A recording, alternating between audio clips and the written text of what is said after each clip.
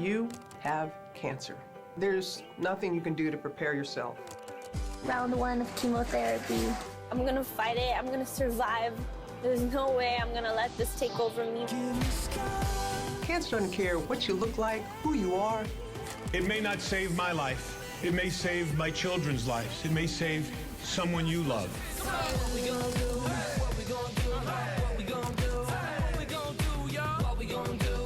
You ready to get this cancer about you?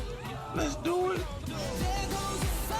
Live, fight like hell. And when you get too tired to fight, let somebody else fight for you.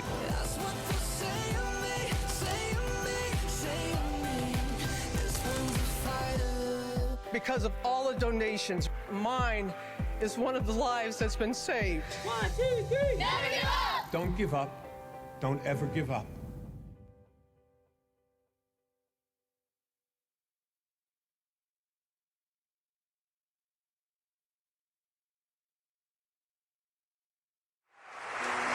I can't ever give up because I can't leave my daughters. The best thing I've ever done, the best thing I will ever do, is be a dad to Taylor and Sydney. I love you guys more than I will ever be able to express. You two are my heartbeat. I am standing on this stage here tonight because of you.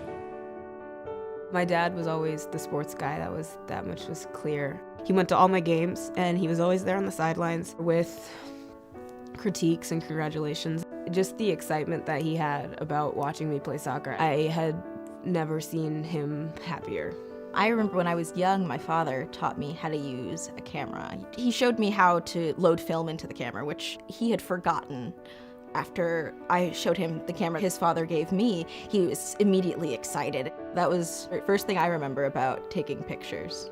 The necklace I'm wearing right now, he gave it to me for Christmas, and it was the last gift he ever gave me. It was probably a bit of a turning point. The fact that he gave it to me, I couldn't really stay in denial anymore. It's nice to be able to have something that I can keep close to me that reminds me of him.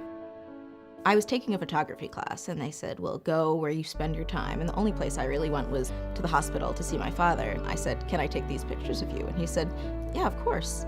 It was like back when I was little. It was the best time we got to spend together in years. The image that he had always put out was one of strength. There is a different kind of value and still strength in vulnerability. So I've been reading my dad's book. It's the most amazing thing ever to be able to hear his voice again and to hear him talking to me. It was sort of this unspoken, when I finish the book, I know that it's the last thing that he'll ever say to me. The hardest thing is probably being very, very lonely. He was a father, but he was also a friend during that time, and I feel like I've lost a friend. The hardest part of losing my dad has been times when I either thought I saw him somewhere, and when there are things that I want to tell him. I would like to thank him for liking me. For all the times that people haven't really liked me, he really liked my personality. He said, you're my favorite person. And so to just be loved that way. My father said, when you die, it does not mean you lose to cancer. You beat cancer by how you live, why you live, and the manner in which you live.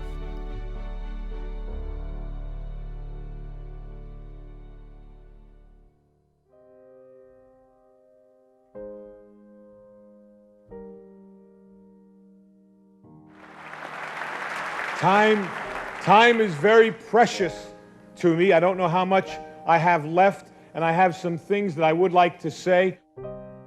I'm fighting cancer, everybody knows that. I rode on the plane up today with Mike Krzyzewski, my good friend and a wonderful coach, but people don't realize he's a 10 times better person than he is a coach. He's meant a lot to me in these last 5 or 6 months of my battle.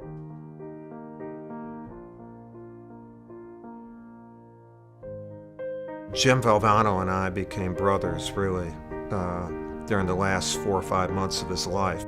He knew that he was dying of cancer. He was in Duke Hospital, and We spent a few nights every week together, and we had many moments. The very best moment, I think, was when he said, yeah, I'm going to die. I know I'm going to die, but I'm going to win. And I asked him, what do you mean? He said, I want to beat cancer. After I die, when we finally beat cancer, I want to be there. I look at where I am now and I know what I want to do.